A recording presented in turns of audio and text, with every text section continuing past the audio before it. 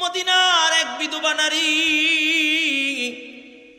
যার স্বামী জিহাদের ময়দানে শহীদ হয়েছে, একজন সোহাদার স্ত্রী, যার বাঁচার কোনো অবলম্বন নাই, সন্তান নাই, স্বামী নাই, বৃদ্ধা এক মহিলা বিধবা নারী। আমি তাকায় দেখলাম তার নামের পাশে কোনো খাদেমের নাম নাই। আমি ওমর তার খেদমত করার জন্য খাবার নিয়ে তার বাড়িতে হাজির হয়ে গেলাম। আমি ঘরের সামনে দাঁড়াইয়া সালাম দিলাম, আসসালামু আলাইকুম ওয়া রাহমাতুল্লাহ। এমন সময় ভিতর থেকে আওয়াজ আসে সালামের জবাব, এবং ডাক দিয়া বলে, কে আমার ঘরের দরজার সামনে দাঁড়ায় সালাম দিলাম? আমার ডাক দিয়া বলে, মা আমি আমার তোমার খেদমতের জন্য তোমার ঘরের সামনে দাঁড়ায় গেলাম। ভিতর থেকে মহিলা ডাক দিয়া বলে, কোন আমার? কয় খত্তাবের বেটা অমর। কয় অমর, কিসের জন্য আসছো? কয় মা, বিলবোর্ডের দিকে তাকায় দেখলাম তোমার নামের পাশে কোনো খাদেমের নাম নাই, তাই খেদমত করার জন্য আমি তোমার ঘরে হাজির হয়ে গেলাম। মহিলাটা ডাক দিয়া বলে, আমার কে বলেছে আমার খাদেম নাই? আমারও একজন খাদেম আছে। ওই খাদেম আমার জন্য ফজরের নামাজের পর পরে আমার জন্য খানা নিয়ে আসছে। বলুন সুবহানাল্লাহ। আমার ঘরে এসে আমার কাপড় চোপড়গুলো ধুইয়া আমার ঘরের সব কাজগুলো গুছাইয়া দিয়ে গেছে। অমর ডাক দিয়া বলে, মা ওই খাদেমের নামটাকে একটু বলা যাবে নি? এমন সময় মহিলা ডাক দিয়া বলে, অমর তুমি তো আমার ঘরের সামনে দাঁড়াইয়া সালাম দিলা, ওই খাদেম আমার ঘরের সামনে দাঁড়াইয়া সালাম দেয়। আমি তোমার নাম জিজ্ঞাসা করলাম, তুমি তোমার নাম বললা, আমি আমার ওই খাদেমের নাম জিজ্ঞাসা করলে ডাক দিয়া বলে, মা আমি হইলাম আব্দুল্লাহ, আল্লাহর একজন বান্দা। আমার খাদেম তার কাপড় দিয়া মুখটা পেঁচাইয়া ঢাইকা নীরবে নির্জনে আমার ঘরের সব কাজগুলো গুছাইয়া দিয়া যায়। অমর চিন্তায় পড়ে গেলেন, গোপনে গোপনে ইবাদত কইরা কে আল্লাহর সন্তুষ্টি অর্জন করতে চায়। ওমর দেখার জন্য পরের দিন ফজরের নামাজের পরে ওই মহিলার ঘরের সামনে হাজির। আয়েশা সালাম দেয়, আসসালামু আলাইকুম ওয়া রাহমাতুল্লাহ। ভিতর থেকে মহিলাটা ডাক দিয়ে বলে, কে? বলে, মা আমি আমার। কয় ওমর কেন এসেছো? কয় মা আপনার খেদমত করার জন্য এসেছি। কয় ওমর রে, আমার খাদেম তো আমার ঘরের সব কাজগুলো গুছাইয়া দিয়ে গেছে, আমার জন্য খানার ব্যবস্থা করে দিয়ে গেছে। ওমর ডাক দিয়ে কয়, মা কখন তোমার খাদেম আসছিল? কয় আমি বীজের রোজা রাখি, আমার খাদেম আমার জন্য সাহারের টাইমে খানা নিয়ে আসছে। একটু জোরে বলা যাবে কি আল্লাহু আকবার? ওমর আবার নিরুপায় হইয়া চলে গেলেন। পরের দিন আবার সবে সাদেকের পূর্বে বলে, খানা নিয়ে সাহারির সামনে সাহারির সময় হাজির। ডাক দিয়া বলে, মা আমি ওমর হাজির। কয় ওমর কেন আসছো? বলে, খেদমত করার জন্য আসলাম, খানা নিয়ে আসলাম। কয় ওমর আমার খাদেম আজকে তো গভীর রাত্রে মধ্যরাত্রে আমার খানা দিয়ে গেছে, কারণ আমার খাদেম যদি আইয়ামে বীজের রোজা রাখে, আমিও আইয়ামে বীজের রোজা রাখি, সাহারের টাইমে যদি খানা দিয়া যায় তাহলে সে বাসায় যে আর খানা খাওয়ার সময় পায় না। তাই তো আমার খাদেম মধ্যরাত্রে আমার খানা দিয়া আমার ঘরের সব কাজগুলো গুছাইয়া এরপরে আমার খাদেম বাড়িতে যায় খানা খায়া রোজা রাখবে। ওমর চিন্তায় পড়ে গেলেন, কি পরের দিনে আর বাড়িতে যায় না। ওমর সোজা পরের দিন নামাজ পড়া মসজিদে নববী থেকে ইশারের নামাজ পড়া মহিলার ঘরের সামনে হাজির। দেখার জন্য হাজির হয়ে গেল, কে নিজেকে গোপন রেখা আল্লাহ তাআলার সন্তুষ্টি লাভের জন্য গোপনে গোপনে গোপনে গোপনে আমল করে তাকে দেখবে। ওমর আয়েশা মহিলার ঘরের সামনে ঘরের এক কর্নারে দাঁড়ায় গেলেন। হঠাৎ করে মধ্যরাত্রে তাকা দেখে খালি পায় কাপড় দিয়ে মুখটা ঢাকা, ছোট ছোট কদম দিয়ে কে যেন আসতেছে। ওমর তার সামনে দাঁড়াইয়া গেলেন। ডাক দিয়া বলে, কে আপনি? গভীর রজনীতে আল্লাহ তাআলার প্যারা পছন্দ হওয়ার জন্য গোপনে গোপনে ইবাদত কইরা আল্লাহর মাহবুব হইতে চান। ওমর সামনে দাঁড়ায় গেলেন। ওমর বলে আমি যখন তার সামনে দাঁড়ায় গেলাম, এমন সময় কাপড়ের মুখের থেকে কাপড়টা সরাইয়া আমার কাঁধের উপরে হাত দিয়া কয়, ওমর আমি আবু বকর। ওমর বলে, ভাই আবু বকর, আগেই বুঝছিলাম আপনি ছাড়া এটা সাধারণ কোনো মানুষের দ্বারা সম্ভব না। ও আবু বকর, গোপনে গোপনে এত ইবাদত কইরা আল্লাহ তাআলার রেজামন্দি অর্জন করতে চান বুঝলাম, কিন্তু আপনি রাত্রবেলা মদিনার ভিতরে হাঁটেন, আপনার পায়ের জুতা কোথায় কি চুরি হয়ে গেছে? আবু বকর ডাক দিয়া বলে, আমার পায়ের জুতা চুরি হয় নাই। রাত্রবেলা যদি আমি খরমের জুতা পায়ে দিয়া হাঁটি আর এই আওয়াজে যদি আল্লাহর বান্দা বান্দির ঘুম ভেঙে যায়, কাল কিয়ামতের ময়দানে আদালতে কিবরিয়ায় আমি ওমর কি জবাব দিব? ওই আল্লাহ তাআলার ভয়ে আমি খালি পায়ে ছোট ছোট কদম দিয়ে হাঁটি।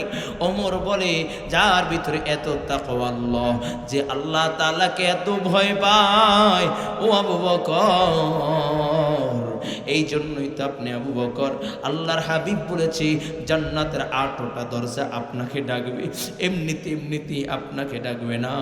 আল্লাহ তাআলার কাছে এত প্রিয় হয়েছেন যে জান্নাতের দরজাগুলো আপনার জন্য অপেক্ষা করবে। সুবহানাল্লাহ। ও কলিজার যুবক, কেমনে বুঝাইলে বুঝবারে বাবা? এটা হলো ইসলামের আদর্শ। ইসলামী আদর্শ যদি বাস্তবায়ন হয়, ইসলামী রাষ্ট্র পরিচালনা যদি হয়, তাহলে আর কেউ অভাবে থাকবে না। ঠিক কিনা জোরে বলেন? দেশের ভিতরে অশান্তি থাকবে না। ও কলিজার যুবক, একটু দিলের কানটা লাগাইয়া দাও বাবা। এই দুনিয়ার থেকে তো একদিন চলে যাওয়া লাগবে। কেউ দুনিয়ায় চিরস্থায়ী থাকতে পারে না, কেউ থাকতে পারবে না। ঠিক কিনা জোরে বলেন? নাকি চিরস্থায়ী থাকবেন? হ্যাঁ, লম্বা সময় হায়াত পাবেন কেউ? এ দুনিয়ার ধনী ধনী ব্যক্তিরা, ক্ষমতাধর ব্যক্তিরা দুনিয়ায় হায়াত শেষ হয়ে গেছে। ঠিক কিনা জোরে বলে? তোমারও একদিন আমার একদিন ডাক চলে আসবে। কেউ চিরস্থায়ী দুনিয়ায় থাকতে পারে না, পারবেও না। কি নিয়ে রওনা করছে রে মুমিন? এখনো সময় আছে বাবা, দিনের কানটা একটু লাগায় দাও। ওই আবু বকর, যার জন্য আল্লাহ তাআলার জান্নাতের 8টা দরজা ডাকতে থাকবে, ওই আবু বকর রাত্রবেলা মসজিদে নববীর পাশে জান্নাতুল বাকি, এই জান্নাতুল বাকির কিনারায় দাঁড়াইয়া আবু বকর কান্দে। উপস্থিত সাথী রাজর হইয়া যায়। আবু বকরকে ডাক দিয়া কয়, আবু বকর, তুমি এত কেন কান্না করো? কিসের জন্য কান্না করো? কয়, আবু বকর, এত কান্না করার দরকার নাই। আল্লাহর নবী তো তোমাকে জান্নাতের সার্টিফিকেট দিয়ে দিয়েছে। আবু বকর বলে, আমার ভয় হয় ওই অন্ধকার কবরে যদি যাই, কবর যদি আমাকে চাপ লাগায় দেয়, আমি কেমনে সহ্য করব? আল্লাহর নবী সরকারে দু আলম নবী আমাকে জান্নাতের সার্টিফিকেট দিয়েছে বটে, কিন্তু এই সার্টিফিকেট যদি আমার থেকে কেড়ে নেয়, আমি কেমনে সহ্য করব? মালিকের সামনে আমি কি নিয়ে দাঁড়াবো? এই ভয়ে আমি কান্না করি। ও কলিজার যুবক, আবু বকরের মতো লোক যদি কান্না করে, তোমার আমার কান্না করার দরকার আছে কি নাই? ও কলিজার যুবক, তোমাদেরকে কেমনে বুঝাইলে বুঝবা? এই মজমায় আজকে যারা উপস্থিত হয়েছে, এই মজমায় আমার মতো গুনাহগার আর কেউ নাই, আমার মতো পাপী আর কেউ নাই। আমার হাতের গুনাহ আছে, আমার পায়ের গুনাহ আছে, আমার জবানের গুনাহ আছে। ও যুবক, আমার মতো গুনাহগার আর কেউ নাই। আজকে যেহেতু আল্লাহ দামি মজমায় নিয়ে আসছেন, আজকে জান্নাতের টুকরায়, যেহেতু জান্নাতের টুকরা বাগানে আল্লাহ তাআলা যেহেতু বসার সুযোগ করে দিয়েছেন, এই জন্য যুবক হাতে ধরি পায়ে ধরি, এখনো সময় আছে, তওবা করো, আল্লাহ তাআলার কাছে কান্নাকাটি করে দুনিয়ার থেকে বিদায় নাও। যত আকাবের বুজুর্গ দুনিয়ার থেকে বিদায় নিয়েছে, সকলেই কান্না করেছে। ও বাবা খলিফাতুল মুসলিমিন ওমর কান্না করতে করতে চোখের নিচে গাও করে ফেলছে। লোকেরা ডাক দিয়া বলে, ওমর, আপনি অর্ধ পৃথিবীর বাদশাহ, আপনার চোখের নিচে গাও থাকলে দেখতে বেশি ভালো লাগে না, আপনি মলম লাগাইলে গাওটা ভালো হয়ে যাবে। ওমর ডাক দিয়া বলে, ও নবীর সাহাবীরা, আমি ওমরের তো কোনো পুঁজি নাই, কি নিয়া কাল কিয়ামতের ময়দানে দাঁড়াইব? আল্লাহ তাআলা যদি আমাকে ডাক দিয়া বলে, আমার কি নিয়ে আসছো? আমি ডাক দিয়া বলবো, মালিক, আমার কোনো পুঁজি নাই,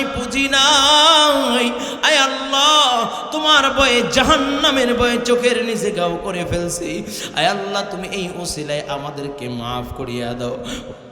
দীর্ঘ 17টা বছর এমন আছে এই কিশোরগঞ্জে আমি আলোচনা করতেছিলাম, তখন আমার আলোচনার মাঝেই মাইক বন্ধ করে দেওয়া হয়েছে। কি হয়েছে কিনা? এমন অনেক বক্তা এই কিশোরগঞ্জে ঢুকতে পারে নাই, ঠিক কিনা জোরে বলেন?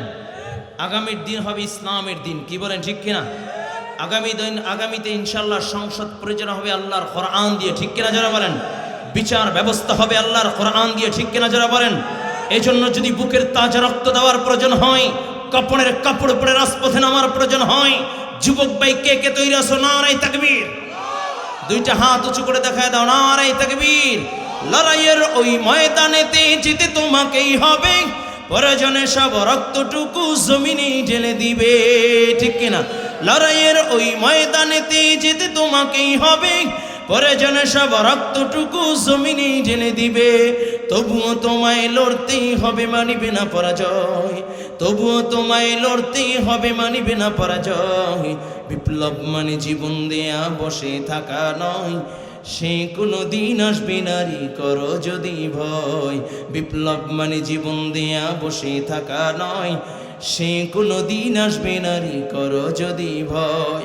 আসবে বিজয় রক্ত আর জীবনের বিনিময়, ঠিক কিনা? আসবে বিজয় রক্ত আর জীবনের বিনিময়। বিপ্লব মানে জীবন দেয়া বসে থাকা নয়, সে কোনো দিন আসবে নারী করো যদি ভয়। কোথা থেকে কোন ভিনদেশে শকুন আমার দেশে এসে সেবার নামে বসলো জুড়ে মীর জাফরের বেশে, ঠিক কিনা? ও ভাই, যাকে দিয়ে বুথ ছাড়াবো তাকেই তো ধরেছে বুথে, ঠিক কিনা জোরে বলেন? আমরা মনে করছিলাম ডক্টর ইউনূস বাংলাদেশে এসে সংস্কার করবে, কিন্তু আমরা তাকিয়ে দেখলাম সংস্কার বাদ দিয়ে সে ওই লাল চামড়াদের অসভ্যতামি আর বেহায়াপনাকে বাংলাদেশে প্রমোট করতে চায়। থার্ড জেন্ডার সমকামিতাকে বাংলাদেশে প্রমোট করতে চাই। স্পষ্ট ভাষায় বলতে চাই, 92% মুসলমানের দেশে ইসলামী হুকুমতকে বেমাইনাস করে, ইসলামকে মাইনাস করে, ইসলামী আদর্শকে মাইনাস করে কোনো বেহায়া অশ্লীলতাকে যদি প্রমোট করতে চায়, হাসিনা পলাইবার জন্য 45 মিনিট সময় পেয়েছে, ইউনূস পলাইবার জন্য 45 সেকেন্ড সময় পাবে না, 45 সেকেন্ড পাবে না, ঠিক কিনা? যুবক ভাই তৈরি আছো তো ইনশাআল্লাহ?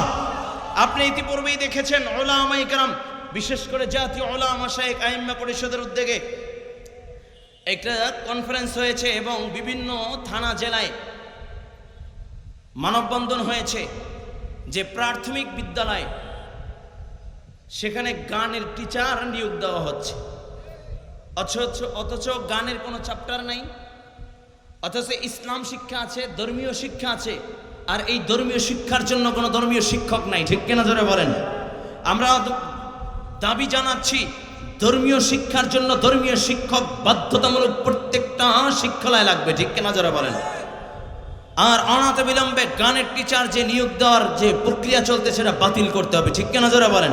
এই জন্য যদি উলামায়ে কেরাম ডাক দেয় তৈরি আছে ইনশাআল্লাহ। আমি একটু কয়েকটা তরতাজা যুবক দেখতে চাই, যদি ডাক এসে যায় বুকের তাজা রক্ত দেওয়ার জন্য ইসলামের পক্ষে, সামনের দিকে চলে আসবা। যে সামনে আগাবা আমি তার জন্য হাত উঠাইয়া দোয়া করব।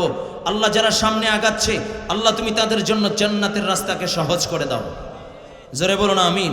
হাত উঠাইয়া ফেললাম। কোন কোন যুবকই দোয়া নিতে চাও একটু সামনের দিকে চলে আসবা। দেখি একটা দৌড় দাও তো, মুআজ্জের মতো একটা দৌড় দিবা। কোন কোন যুবক একটু জলদি করে, প্যান্ডেলের বাহিরে যারা দাঁড়িয়ে আছো, আজকের এই বরকতি মজমায়, জান্নাতি মজমায়, তওবা কবুল হওয়ার মজমায় জান্নাতি যুবকগুলোর চেহারাটা একটু দেখতে চাই, আমার রবকে দেখাইয়া দিবা। একটু দৌড় দিয়া চলে আসো, আল্লাহ কবুল করো। যারা কদম বাড়াচ্ছে প্রত্যেকটা কদমে তুমি আল্লাহ জান্নাতের জন্য কবুল করে নাও। জোরে বলো না আমিন। আরো জোরে বলো না আমিন। আরো জোরে আওয়াজ করে বলো না আমিন। আমি আমার ডান পাশে, আমি কিছু আমার পূর্ব দিকে আমার কিছু যুবক ভাইদেরকে দেখতেছি দাঁড়ায় আছে। আমি দেখি তো দিনের জন্য যুবকগুলো আল্লাহর নবীর মোহাব্বতে এই প্যান্ডেলে চলে আসবে। যদি আমার নবীর মোহাব্বত থাকে ওরা প্যান্ডেল থেকে বাহিরে থাকতে পারবে না ইনশাআল্লাহ। দেখি তো যুবক একটু সামনে চলে আসো, একটু আল্লাহু আকবার আওয়াজ তুলে দৌড় দিবা। আল্লাহ কবুল করেন, আল্লাহ কবুল করেন। জোরে বলো না আমিন। আরো জোরে। পিছনে আমার কিছু ভাইরা আছে, একটু মেহেরবানি করে সামনে চলে আসেন। আল্লাহ কবুল করেন, আল্লাহ কবুল করেন, জোরে বলুন আমিন। যুবক ভাইরা আমার, আজকে যেই মাদ্রাসার উদ্যোগে মাহফিল খতমে নবুয়াত কওমি মহিলা মাদ্রাসা, নামটা খুব চমৎকার। খতমে নবুয়াত, আমার নবী যে শেষ নবী, আমার নবী যে খাতামুন নবিয়্যিন, আমার নবীর পরে যে কোনো নবী আসবে না, আমার নবীর খতমে নবুয়াতকে ফুটিয়ে তোলার জন্যই মাদ্রাসার নামকরণ করা হয়েছে খতমে নবুয়াত। চিল্লায় কান আল্লাহু আকবার। শুধু তাই না, নবীর খতমে নবুয়াতকে যারা বুকে ধারণ করে, নবীর খতমে নবুয়াতকে যারা ভালোবাসে, নবীর খতমে নবুয়াতকে যারা ভালোবাসবে, কাল কিয়ামতের ময়দানে নাজাতে যাওয়ার জন্য যথেষ্ট হবে। চিল্লায় কান আল্লাহু আকবার। আরো জোরে বলেন আল্লাহু আকবার। আমার নবীর খতমে নবুয়াতকে কেন্দ্র করে আজকে এই মাদ্রাসার নাম। আপনারা জানেন, নবীর খতমে নবুয়াতকে মিটায় দেওয়ার জন্য, নিশ্চিহ্ন করে দেওয়ার জন্য মির্জা গোলাম মোহাম্মদ কাদিয়ানী ও তার অনুসারীরা বিভিন্ন চক্রান্তর ষড়যন্ত্র করতেছে। ঠিক কিনা জোরে বলেন? আছে কি নাই? আছে কি নাই? আপনাদের এই কটিয়া দিতে নাই? হ্যাঁ, আছে কি নাই? স্পষ্ট ভাষায় বলতে চাই, আমার নবী সরকার দু আলম নবী রাহমাতাল লিল আলামিন নবী বলেন, লাউ কানা বাদি নবিয়্যান লাকানা আমর। আল্লাহ তাআলা যদি আমার পরে কাউকে নবুয়তি দিত, তাহলে ওমরকেই নবুয়তি দিত। চিল্লায় কান আল্লাহু আকবার। যেহেতু ওমরকে আর নবুয়তি দেয় নাই, তার মানে আমার নবীর পরে আর কোনো নবী আসবে না। ঠিক কেন জোরে বলেন? যদি কেউ নবী দাবি করে সেটা ভণ্ড কাফের। ঠিক কিনা জোরে বলেন? আরো জোরে বলেন ঠিক কিনা? এই মির্জা গোলাম মোহাম্মদ কাদিয়ানীর বিরুদ্ধে যদি আজকের ময়দান থেকে ওলামায়ে কেরাম ডাক দেয়, এদেশের জাতির শ্রেষ্ঠ সন্তান ওলামায়ে কেরাম ডাক দেয়, নবীর প্রেম বুকে ধারণ করে, নবীর মহব্বতে, নবীর ভালোবাসাকে প্রকাশ করার জন্য মির্জা গোলাম মোহাম্মদ কাদিয়ানীর বিরুদ্ধে, মির্জা গোলাম মোহাম্মদ কাদিয়ানীকে রুখে দাঁড়াইবার জন্য কে কে তৈরি আছে? আল্লাহু আকবার। আল্লাহ কবুল করেন। দুইটা হাত জাগায় দেন তো একটু জোরে, নারে তাকবীর। হ্যাঁ, নাড়াচাড়া দিই, নাড়াচাড়া। মাশাআল্লাহ। আল্লাহ কবুল করেন, বলুন আমিন। আরো জোরে বলুন আমিন। অল্প সময় কিছু কথা বলবো, আল্লাহ ইখলাসের সাথে, আমি নালায়েক অযোগ্যকে বলার, আমরা যারা উপস্থিত হয়েছি দিলের কান থেকে আমলের নিয়তে শোনার তৌফিক দান করেন। সকলে বলুন আমিন।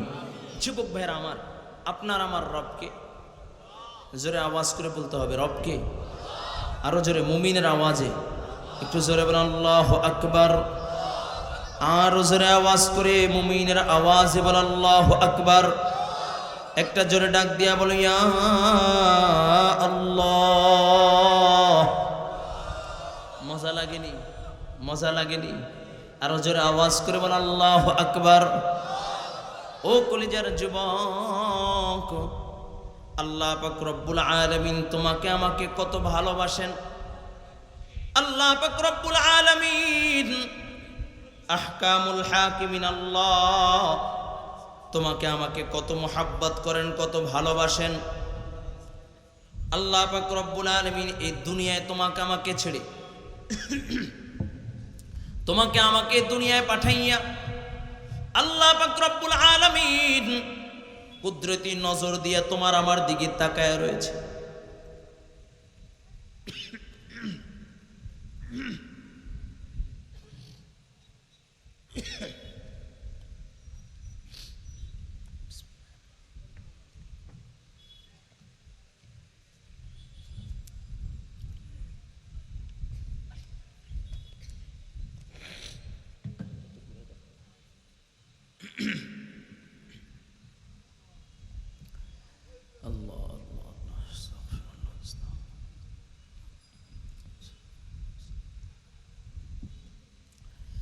আল্লাহ পাক রব্বুল আলামিন এক ফোঁটা নাপাক পানি দিয়া তোমাকে আমাকে সৃষ্টি করলেন। কয় কেমন নাপাক পানি? যে নাপাক পানি বের হইলে গোসল ফরজ হয়ে যায়। কেমন নাপাক পানি? দুর্গন্ধময় নাপাক পানি। কয় যে নাপাক পানি বের হইলে গোসল না করলে জমিন তার জন্য লাআনাত করতে থাকে, আসমান তার জন্য লাআনাত করতে থাকে। এই এক ফোঁটা নাপাক পানি বাবার উরস থেকে মায়ের রেহেমের ভিতরে যখন যায়, আল্লাহ পাক রব্বুল আলামিন ওই এক ফোঁটা নাপাক পানিতে কুদরত লাগাইয়া তিল তিল তিল তিল করে আল্লাহ পাক রব্বুল আলামিন তোমাকে আমাকে বড় করলেন। 10 মাস 10 দিন কম বেশি মায়ের গর্ভের ভিতরে ছিলাম। মায়ের গর্ভ হইয়া যখন দুনিয়ার ভিতরে পদার্পণ করলাম, ও যুবক ভাই, আল্লাহ পাক রব্বুল আলামিন তোমাকে আমাকে একটা জবান দিয়েছেন, কুওয়াতে নাতেকা দিয়েছেন, কথা বলার শক্তি দিয়েছেন। আস্তে আস্তে যখন আল্লাহ তাআলা কথা বলার শক্তি দেয়, এই কথা বলার শক্তি দিল, এই কথা বলার শক্তি দিয়ে তুমি মাকে মা বলিয়া ডাক দিলে মা খুশি হইয়া যায়, বাবাকে বাবা বলিয়া ডাক দিলে বাবা খুশি হয়ে যায়, নেতাকে নেতা বলিয়া ডাক দিলে নেতা খুশি হয়ে যায়। কলিজার যুবক, আল্লাহ পাক রব্বুল আলামিন তখনও তোমার আমার দিকে কুদরতি নজর দিয়ে তাকায় থাকে। কখন আমার বান্দা আমাকে ডাক দিবে আল্লাহ আল্লাহ বলিয়া ডাক দিবে, আর আমি বান্দার ডাকে সাড়া দিব। ও যুবক, একটা বার কি চিন্তা করেছো আল্লাহ পাক রব্বুল আলামিন তোমার আমার দিকে কুদরতি নজর দিয়ে তাকায় থাকে, কখন বান্দা আমাকে ডাক দিবে। বান্দা তিল তিল করে আস্তে আস্তে বড় হয়। বান্দার কথায় মানুষ হাসে, কথা বললে মানুষ কাঁদে, বান্দার কথায় মানুষ উঠে, বান্দার কথায় মানুষ বসে। বলে আল্লাহ পাক রব্বুল আলামিন এ কথার পাওয়ার এত দিয়েছেন, কথার আওয়াজে মানুষ হাসে, মানুষ কাঁদে, মানুষ ওঠে, মানুষ বসে। আমার কথায় আমার জন্য কত মানুষ পাগল, কিন্তু আমি আমার রবকে ডাকতেছি না। ওই বান্দা যখন মুসিবতের ভিতরে পড়িয়া যায়, ওই বান্দা যখন বিপদে পড়িয়া যায়, তামাম পৃথিবীর দরজা যখন বন্ধ হইয়া যায়, তামাম দিন পৃথিবীর মানুষের দরজা বন্ধ, মায়ের দরজা বন্ধ হইয়া যায়, বাবার দরজা বন্ধ হয়ে যায়, নেতার দরজা বন্ধ হয়ে যায়, তামাম পৃথিবীর মানুষের দরজা যখন বন্ধ হয়ে যায়, এমন সময় আল্লাহ পাক রব্বুল আলামিনের দিকে যখন বান্দা রুজু হয়ে যায়, বান্দা যখন নিরুপায় হইয়া যখন ডাক দেয় আল্লাহ, আল্লাহ পাক রব্বুল আলামিন সাথে সাথে বান্দার ডাক দিয়া বলে আব্দি ওয়াবার বান্দা বলাও কা। আল্লাহ পাক রব্বুল আলামিন সাথে সাথে বান্দার জবাব দেয়। ও কলিজার যুবক, আল্লাহ পাক রব্বুল আলামিন আহকামুল হাকিমিন, আল্লাহ তোমার আমার দিকে কুদরতি নজর দিয়া তাকায় রয়েছে। বান্দা যখন মুসিবতের ভিতরে পইরা আল্লাহ তাআলাকে ডাক দেয়, আল্লাহ পাক রব্বুল আলামিন বড় খুশি হইয়া যায়। আল্লাহ পাক রব্বুল আলামিন ডাক দিয়া কয়, ফেরেশতারা তাকাইয়া দেখ, আমার বান্দা মুসিবতের ভিতরে পইরা আমি আল্লাহ তাআলাকে স্মরণ করতেছি, মুসিবতের ভিতরে পইরা আমি আল্লাহকে ভুলে নাই, আমি আল্লাহ আমার বান্দাকে বলে নাই। কেমনে বললে বুঝে, কেমনে বুঝেইনি বুঝবারে বাবা, একটু দিলের কানটা লাগায় দাও। আল্লাহর নবী সাল্লাল্লাহু আলাইহি ওয়াসাল্লাম বলেন, আল্লাহ পাক রব্বুল আলামিন বান্দার দিকে কুদরতি নজর দিয়া তাকায় থাকে। কয় বান্দা যখন আল্লাহ তাআলার রহমতের দিকে যখন এক পা আগায়, আল্লাহর রহমত তার দিকে দৌড়ে আসে। চিল্লায় কোন আল্লাহু আকবার।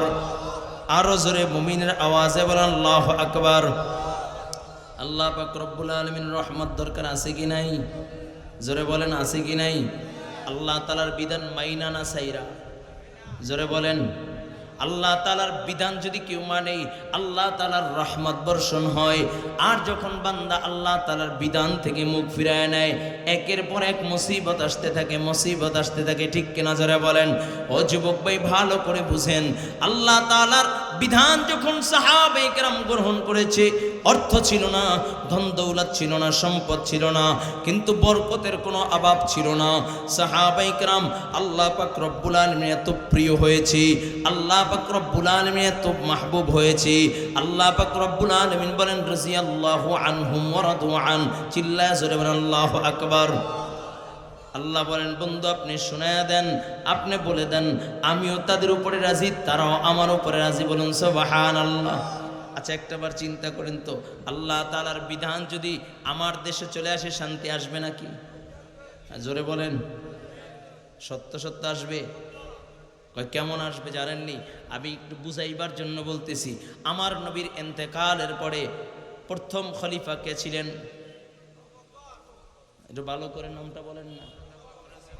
হযরতে আবু বকর রাদিয়াল্লাহু তাআলা আনহু। কয় কেমন মানুষ? কয় আবু বকর যখন খলিফাতুল মুসলিমিন, খেলাফতের মসনদে যখন আবু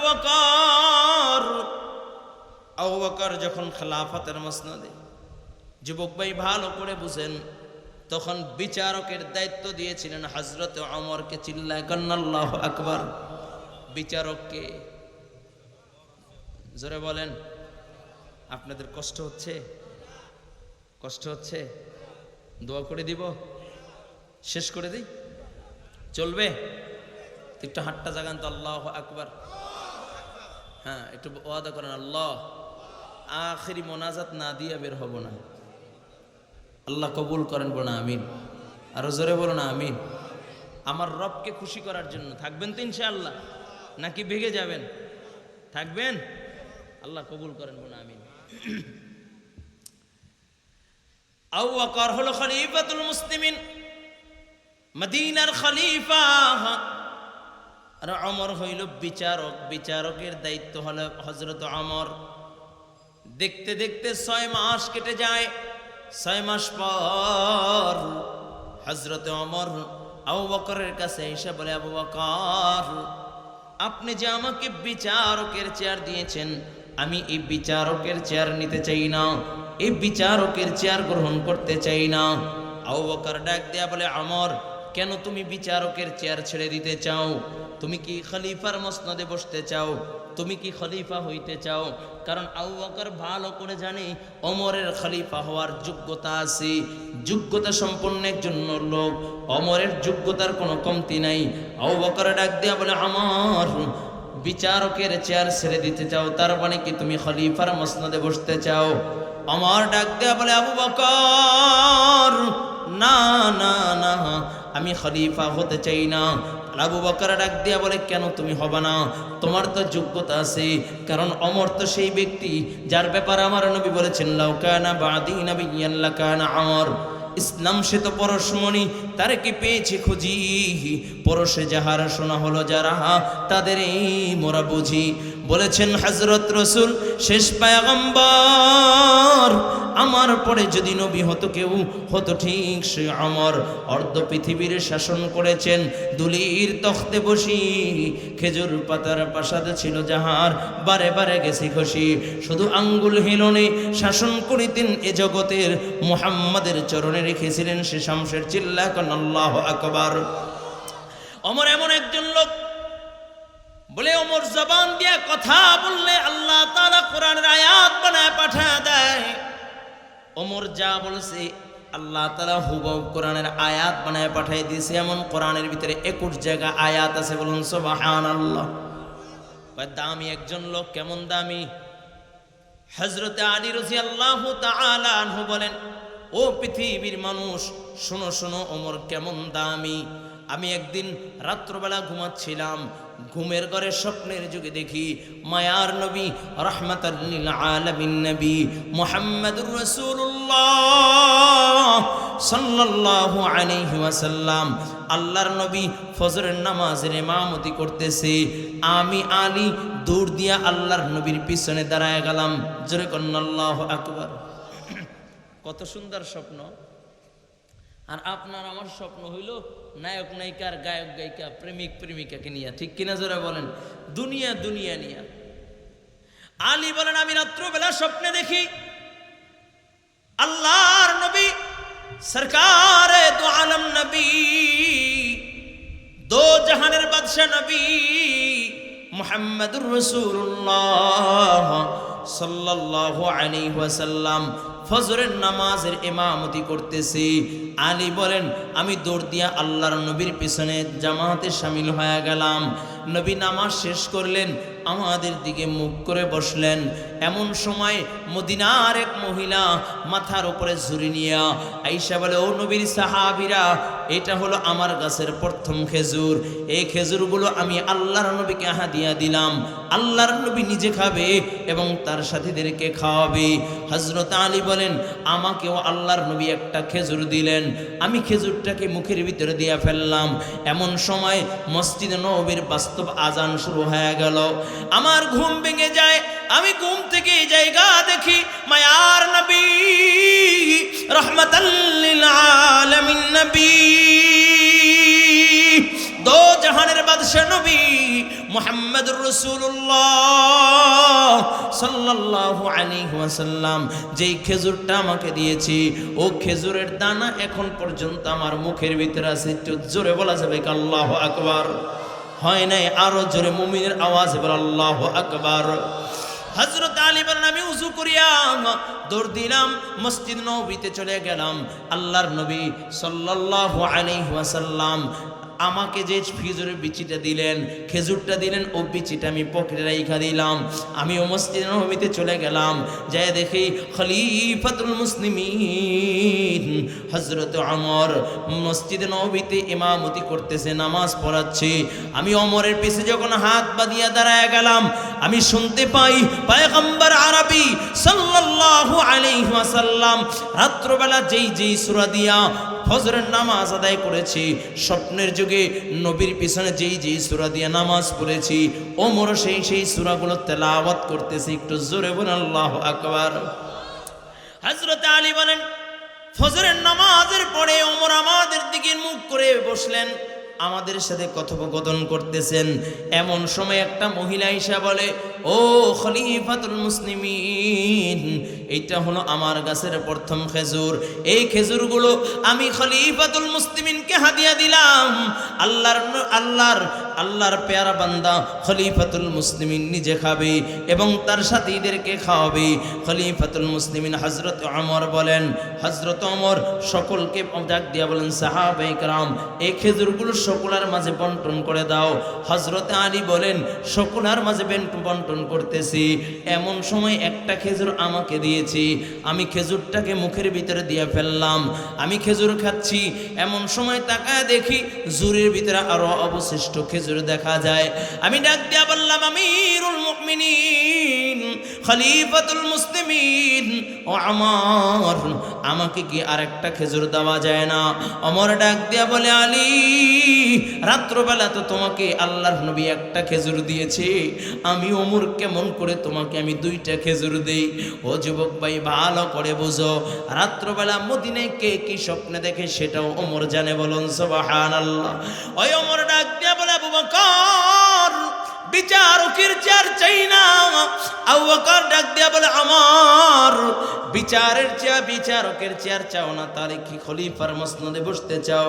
কয় না না না, ও আবু বকর আজকে 6 মাস হলো আপনি বিচারকের চেয়ার আমাকে দিয়েছেন। এই 6 মাসের ভিতরে মদিনার ভিতরে একটা অঘটন ঘটে নাই, একটা বিচার আমার কাছে আসে নাই। যেই মদিনায় কোনো অপরাধ নাই, ওই মদিনায় বিচারকেরও কোনো দরকার নাই। সুবহানাল্লাহ, আল্লাহু আকবার। ও যুবক ভাই, স্পষ্ট ভাষায় বলতে চাই, আল্লাহর কোরআন দিয়ে যদি রাষ্ট্র পরিচালনা হয় দুর্নীতি থাকবে না, ঠিক কিনা যারা বলেন? আল্লাহর কোরআন দিয়ে যদি রাষ্ট্র পরিচালনা হয় সন্ত্রাসী থাকবে না, ঠিক কিনা যারা বলেন?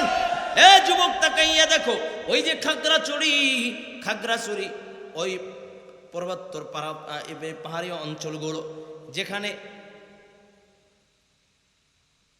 গারোরা বসবাস করে, বৌদ্ধ সম্প্রদায় বসবাস করে, আমাদের দেশের সম্পদ সেনাবাহিনীর উপরে অতর্কিত হামলা করতেছে, ঠিক কিনা যারা বলেন? যদি ইসলামী শাসন ব্যবস্থা থাকতো তাহলে এই সন্ত্রাসীরা বাংলার বুকে জায়গা পেত না, ঠিক কিনা যারা বলেন? শুধু তাই না, নিরপরাধ মুসলমানদের উপর আক্রমণ করতেছে, মাদ্রাসা আগুন দিয়ে জ্বালাইয়া দেয়, মসজিদ আগুন দিয়ে জ্বালাইয়া দেয়। শুধু তাই না, সেনাবাহিনী পুলিশদের গাড়িগুলো আগুন দিয়া জ্বালাইয়া দেয়, থানাও আগুন দিয়া জ্বালাইয়া দিয়েছে। এমনভাবে অত্যাচার অনাচার চলতেছে, বলে মুসলমানদের রক্তগুলো চোষাই মনে হয় ওদের কাজ হয়ে দাঁড়াচ্ছে। স্পষ্ট ভাষায় বলতে চাই, ডক্টর ইউনূসকে 92% মুসলমানের সম্পদ অনষ্ট করবে, দেশের সম্পদ সেনাবাহিনীদের উপর আঘাত করবে, মসজিদ মাদ্রাসায় চাল থাকবে, আর তারা নিরপরাধ নির্বাণীরা বুক ফুলে বসবাস করবে। 92% মুসলমান সহ্য করবে না, ঠিক কিনা যারা বলেন? অনত বিলম্বে তাদেরকে বিচারের আওতায় আনতে হবে, ঠিক কিনা যারা বলেন? এই সন্ত্রাস জঙ্গিবাদী এই সম্প্রদায়কে বাংলাদেশ থেকে নিশ্চিহ্ন করতে হবে, ঠিক কিনা যারা বলেন? কারণ এরা হলো এদেশের জন্য হুমকি স্বরূপ, ঠিক কিনা যারা বলেন? শুধু তাই না, গতকালকে মানববন্ধন করছে দেখলাম, তারা বাংলাদেশের এই অঙ্গরাজ্য মানে তারা এই বাংলাদেশের এই চট্টগ্রামের সাইডটাকে ইন্ডিয়ার সাথে মিলাইতে চায়। আমরা বলতে চাই, আমাদের বুকে এক বিন্দু রক্ত থাকা, এক বিন্দু রক্ত থাকবে, আমাদের দেহে জান থাকবে, আর আমার দেশের মাটি নিয়ে ষড়যন্ত্র চক্রান্ত চলবে, মুসলমান সহ্য করবে না। ঠিক কিনা জোরে বলেন? কারণ এদেশের মানুষ এদেশের মাটির জন্য জীবন দিতে পারে। ঠিক কিনা জোরে বলেন? শুধু একবার না, দুইবার জীবন দিয়ে দেখাই দিয়েছে। ঠিক কিনা জোরে বলেন? ৭১ পাক হানাদার থেকে এদেশকে স্বাধীন করেছে আমার বোনের ইজ্জতের বিনিময়ে, আমার ভাইদের শহীদের বিনিময়ে। এ ভূখণ্ড পেয়েছে ৫৬,০০০ বর্গ মাইল। আবার ৫ই আগস্ট স্বৈরাচার মুক্ত হয়েছে আমার ভাইয়ের রক্তের বিনিময়ে, আমার বোনদের ইজ্জতের বিনিময়ে। আবার যদি যুদ্ধের ডাক এসে যায়, আবার যদি যুদ্ধের তামামা বেজে যায়, বুকের তাজা রক্ত দেওয়ার জন্য কাপড়ের কাপড় পরে রাজপথে নামার জন্য কে কে তৈরি আছে? আল্লাহু আকবার। তৈরি আছে তো ইনশাআল্লাহ? তৈরি আছে সকলে? আল্লাহ কবুল করেন। মনে করছি ৫ই আগস্টের পরে যুদ্ধ শেষ। না রে বাবা, যুদ্ধ শেষ হয় নাই। দেখেন না, ৫ই আগস্টের পরে মনে হয় যে এক স্বাধীন ভূখণ্ড পেয়েছিলাম, কিন্তু তাকায়া দেখি জুলুম আর অত্যাচার আর অনাচারে ইষ্টম রুরার চলতেছে। ঠিক কেনা জোরে বলেন? নিরহ মানুষ আগে যারা ২০০ টাকা চান্দা দিত, এখন ৫০০ টাকা চান্দা ধরেছে। ঠিক কেনা জোরে বলেন? শুধু তাই না, চান্দার টাকা না দিলে পাথর নিক্ষেপ করে হত্যা করা হয়েছে। ঠিক কেনা জোরে বলেন?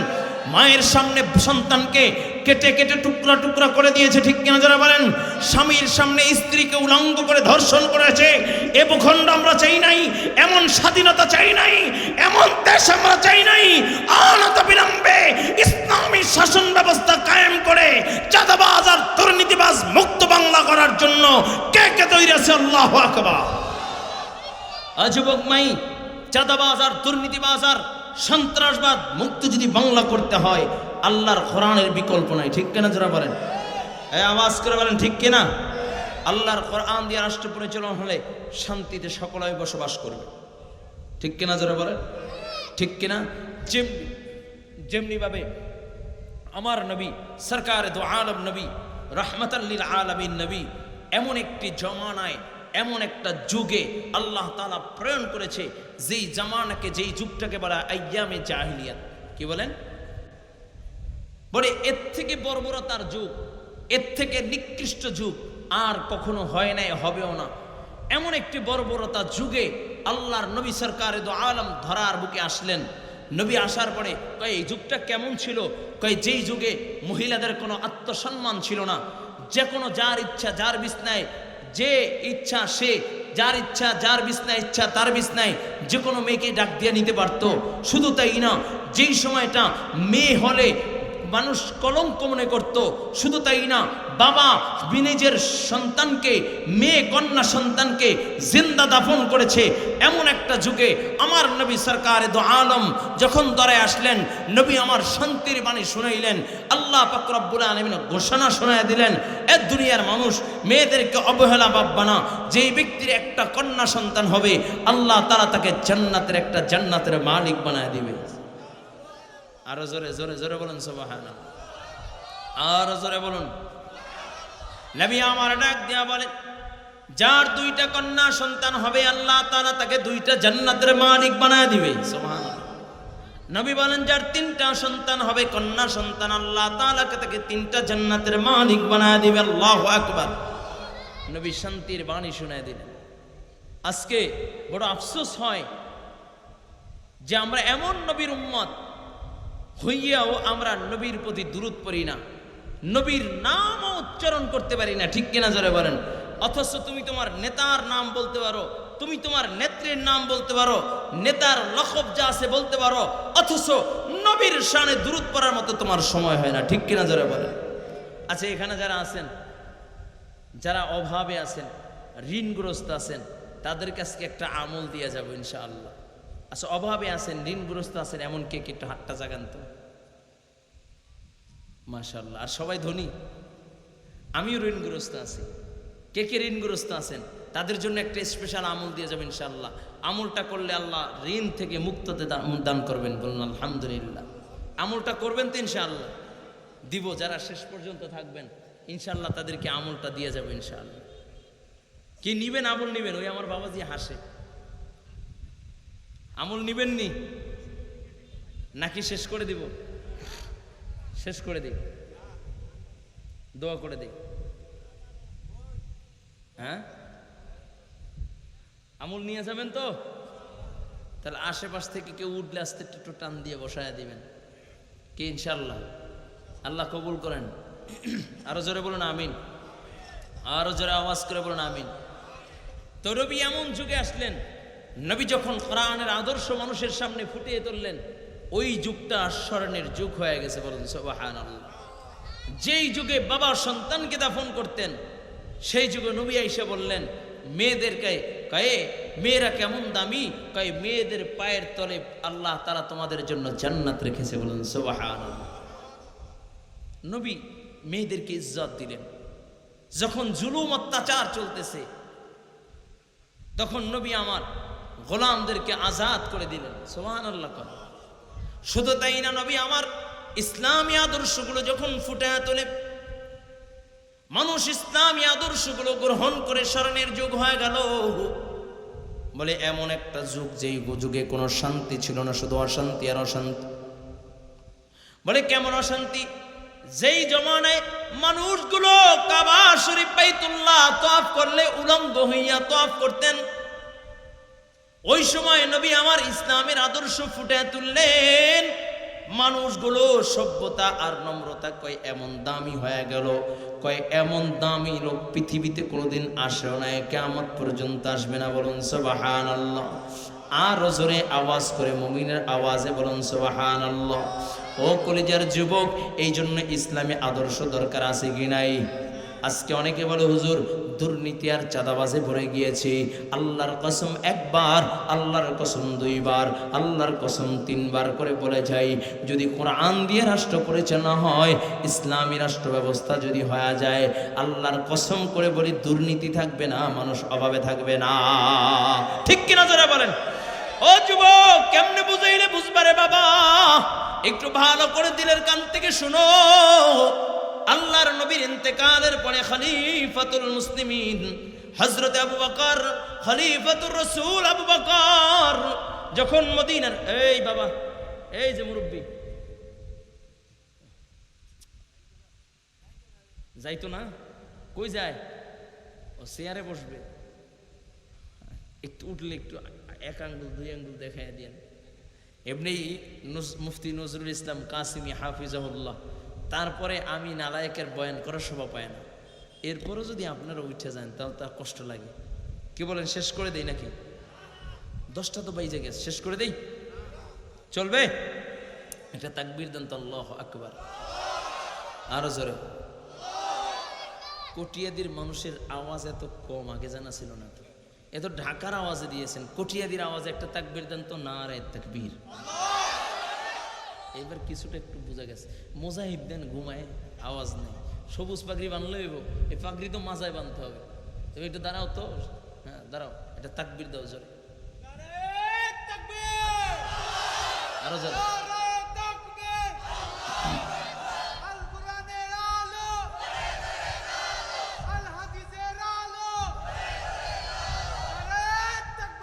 শোনেন, এই ঘরে ঘরে তো এত বছর জ্বলতেছিল, এখন আর ঘরে জ্বলার সময় নেই। ঠিক কেন জোরে বলেন?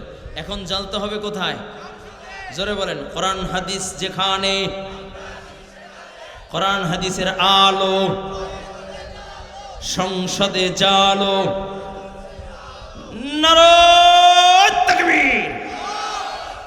তৈরি আছেন ইনশাআল্লাহ? রেডি আছেন তো ইনশাআল্লাহ?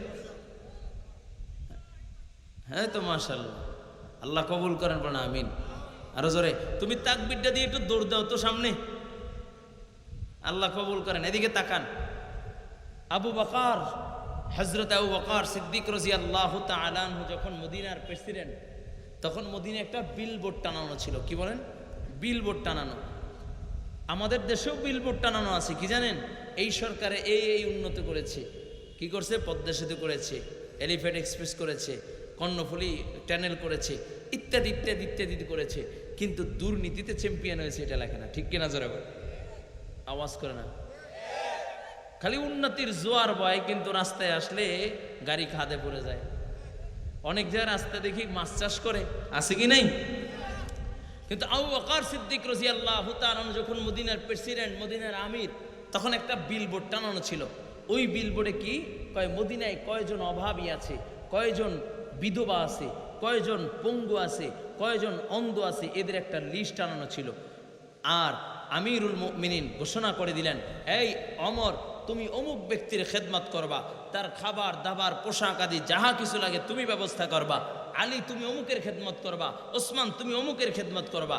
হজরতে অমর বলেন, আমি আমার যাকে খেদমত করার দায়িত্ব দিয়েছে আমি তাকে খানা টানা দিয়া একদিন মসজিদে নববীতে আইসা বসলাম, আর চিন্তা করলাম দেখি তো কার নামের পিছে কোনো খাদেম নাই, আমি একটু এক্সট্রা সওয়াব নেওয়ার জন্য তার খেদমত করব। সুবহানাল্লাহ, আরো জোরে কোন সুবহানাল্লাহ। হযরত ওমর বলেন, আমি বিলবোর্ডের দিকে তাকায় দেখি মদিনার এক বিধবা নারী, যার স্বামী জিহাদের ময়দানে শহীদ হয়েছে, একজন সোহাদার স্ত্রী, যার বাঁচার কোনো অবলম্বন নাই, সন্তান নাই, স্বামী নাই, বৃদ্ধা এক মহিলা বিধবা নারী। আমি তাকায় দেখলাম তার নামের পাশে কোনো খাদেমের নাম নাই। আমি ওমর তার খেদমত করার জন্য খাবার নিয়ে তার বাড়িতে হাজির হয়ে গেলাম। আমি ঘরের সামনে দাঁড়াইয়া সালাম দিলাম, আসসালামু আলাইকুম ওয়া রাহমাতুল্লাহ। এমন সময় ভিতর থেকে আওয়াজ আসে সালামের জবাব, এবং ডাক দিয়া বলে, কে আমার দরজার সামনে দাঁড়ায় সালাম দিলাম? আমার ডাক দিয়া বলে, মা, আমি ওমর তোমার খেদমতের জন্য তোমার ঘরের সামনে দাঁড়ায় গেলাম। ভিতর থেকে মহিলা ডাক দিয়া বলে, কোন ওমর? কয়, খত্তাবের বেটা ওমর। কয়, ওমর কিসের জন্য আসছো? কয়, মা, বিলবোর্ডের দিকে তাকায় দেখলাম তোমার নামের পাশে কোনো খাদেমের নাম নাই, তাই খেদমত করার জন্য আমি তোমার ঘরে হাজির হয়ে গেলাম। মহিলাটা ডাক দিয়া বলে, আমার কে বলেছে আমার খাদেম নাই? আমারও একজন খাদেম আছে। ওই খাদেম আমার জন্য ফজরের নামাজের পর পরে আমার জন্য খানা নিয়ে আসছে। বলুন সুবহানাল্লাহ। আমার ঘরে এসে আমার কাপড় চোপড়গুলো ধুইয়া আমার ঘরের সব কাজগুলো গুছাইয়া দিয়ে গেছে। ওমর ডাক দিয়া বলে, মা, ওই খাদেমের নামটাকে একটু বলা যাবে নি? এমন সময় মহিলা ডাক দিয়া বলে, ওমর, তুমি তো আমার ঘরের সামনে দাঁড়াইয়া সালাম দিলা, ওই খাদেম আমার ঘরের সামনে দাঁড়াইয়া সালাম দেয়, আমি তোমার নাম জিজ্ঞাসা করলাম, তুমি তোমার নাম বললা, আমি আমার ওই খাদেমের নাম জিজ্ঞাসা করলে ডাক দিয়া বলে, মা, আমি হইলাম আব্দুল্লাহ, আল্লাহর একজন বান্দা। আমার খাদেম তার কাপড় দিয়া মুখটা পেঁচাইয়া ঢাইকা নীরবে নির্জনে আমার ঘরের সব কাজগুলো গুছাইয়া দিয়া যায়। ওমর চিন্তায় পড়ে গেলেন, গোপনে গোপনে ইবাদত কইরা কে আল্লাহর সন্তুষ্টি অর্জন করতে চায়। ওমর দেখার জন্য পরের দিন ফজরের নামাজের পরে ওই মহিলার ঘরের সামনে হাজির। আয়েশা সালাম দেয়, আসসালামু আলাইকুম ওয়া রাহমাতুল্লাহ। ভিতর থেকে মহিলাটা ডাক দিয়ে বলে, কে? বলে, মা, আমি ওমর। কয়, ওমর কেন এসেছো?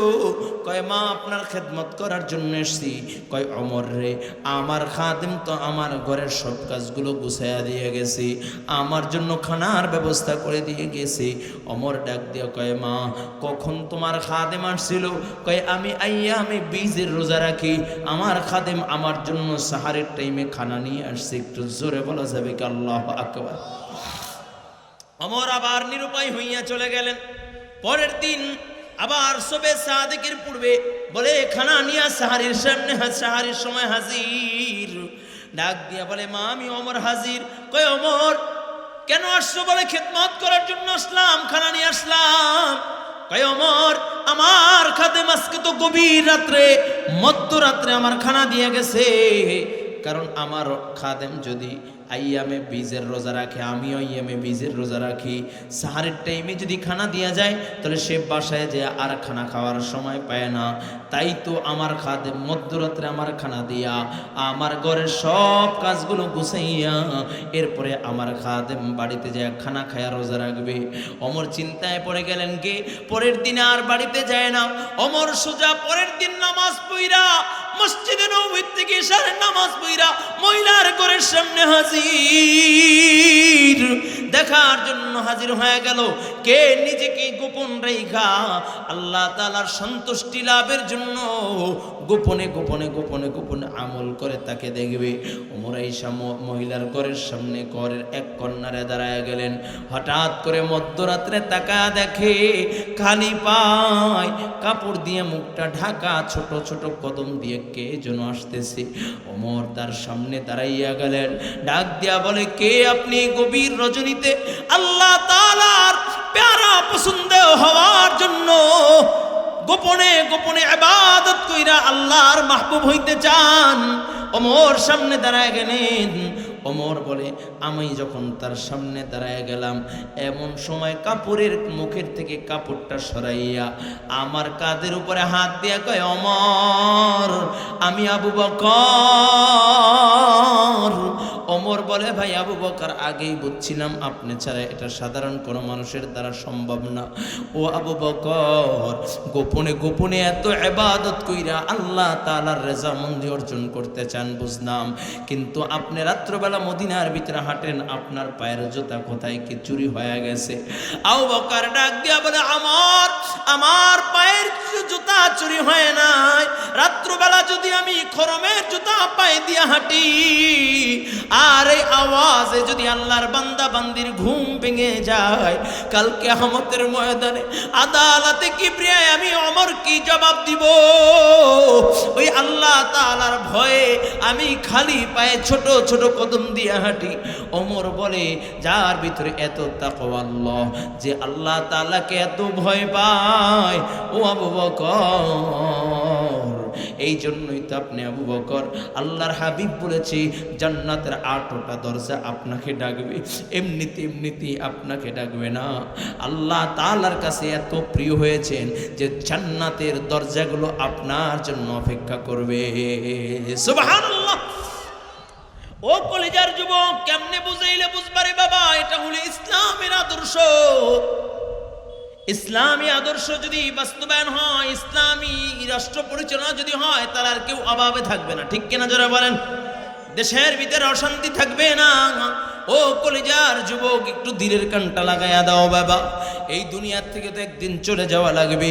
কেউ দুনিয়ায় চিরস্থায়ী থাকতে পারে না, কেউ থাকতে পারবে না। ঠিক কিনা জোরে বলেন? নাকি চিরস্থায়ী থাকবেন? হ্যাঁ, লম্বা সময় হায়াত পাবেন কেউ? এ দুনিয়ার ধনী ধনী ব্যক্তিরা, ক্ষমতাধর ব্যক্তিরা দুনিয়ায় হায়াত শেষ হয়ে গেছে। ঠিক কিনা জোরে বলে? তোমারও একদিন আমার একদিন ডাক চলে আসবে। কেউ চিরস্থায়ী দুনিয়ায় থাকতে পারে না, পারবেও না। কি নিয়ে রওনা করছে রে মুমিন? এখনো সময় আছে বাবা, দিনের কানটা একটু লাগায় দাও। ওই আবু বকর, যার জন্য আল্লাহ তাআলার জান্নাতের 8টা দরজা ডাকতে থাকবে, ওই আবু বকর রাত্রবেলা মসজিদে নববীর পাশে জান্নাতুল বাকি, এই জান্নাতুল বাকির কিনারায় দাঁড়াইয়া দাঁড়াইয়া আবু বকর কান্দে। উপস্থিত সাথী রাজর হইয়া যায়। আবু বকরকে ডাক দিয়া কয়, আবু বকর, তুমি এত কেন কান্না করো? কিসের জন্য কান্না করো? কয়, আবু বকর, এত কান্না করার দরকার নাই। আল্লাহর নবী তো তোমাকে জান্নাতের সার্টিফিকেট দিয়ে দিয়েছে। আবু বকর বলে, আমার ভয় হয় ওই অন্ধকার কবরে যদি যাই, কবর যদি আমাকে চাপ লাগায় দেয়, আমি কেমনে সহ্য করব? আল্লাহর নবী সরকারে দু আলম নবী আমাকে জান্নাতের সার্টিফিকেট দিয়েছে বটে, কিন্তু এই সার্টিফিকেট যদি আমার থেকে কেড়ে নেয়, আমি কেমনে সহ্য করব? মালিকের সামনে আমি কি নিয়ে দাঁড়াবো? এই ভয়ে আমি কান্না করি। ও কলিজার যুবক, আবু বকরের মতো লোক যদি কান্না করে, তোমার আমার কান্না করার দরকার আছে কি নাই? ও কলিজার যুবক, তোমাদেরকে কেমনে বুঝাইলে বুঝবা? এই মজমায় আজকে যারা উপস্থিত হয়েছে, এই মজমায় আমার মতো গুনাহগার আর কেউ নাই, আমার মতো পাপী আর কেউ নাই। আমার হাতের গুনাহ আছে, আমার পায়ের গুনাহ আছে, আমার জবানের গুনাহ আছে। ও যুবক, আমার মতো গুনাহগার আর কেউ নাই। আজকে যেহেতু আল্লাহ দামি মজমায় নিয়ে আসছেন, আজকে জান্নাতের টুকরায়, যেহেতু জান্নাতের টুকরা বাগানে আল্লাহ তাআলা যেহেতু বসার সুযোগ করে দিয়েছেন, এই জন্য যুবক হাতে ধরি পায়ে ধরি, এখনো সময় আছে, তওবা করো, আল্লাহ তাআলার কাছে কান্নাকাটি করে দুনিয়ার থেকে বিদায় নাও। যত আকাবের বুজুর্গ দুনিয়ার থেকে বিদায় নিয়েছে, সকলেই কান্না করেছে। ও বাবা খলিফাতুল মুসলিমিন ওমর কান্না করতে করতে চোখের নিচে গাও করে ফেলছে। লোকেরা ডাক দিয়া বলে, ওমর আপনি অর্ধ পৃথিবীর বাদশাহ, আপনার চোখের নিচে গাও থাকলে দেখতে বেশি ভালো লাগে না, আপনি মলম লাগাইলে গাওটা ভালো হয়ে যাবে। ওমর ডাক দিয়া বলে, ও নবীর সাহাবীরা, আমি ওমরের তো কোনো পুঁজি নাই, কি নিয়া কাল কিয়ামতের ময়দানে দাঁড়াইব? আল্লাহ তাআলা যদি আমাকে ডাক দিয়া বলে, আমর কি নিয়ে আসছো? আমি ডাক দিয়া বলবো, মালিক আমার কোনো পুঁজি নাই, পুঁজি নাই। আয় আল্লাহ, তোমার ভয়ে জাহান্নামের ভয়ে চোখের নিচে গাও করে ফেলছি। আয় আল্লাহ, তুমি এই ওসিলায় আমাদেরকে মাফ করিয়া দাও।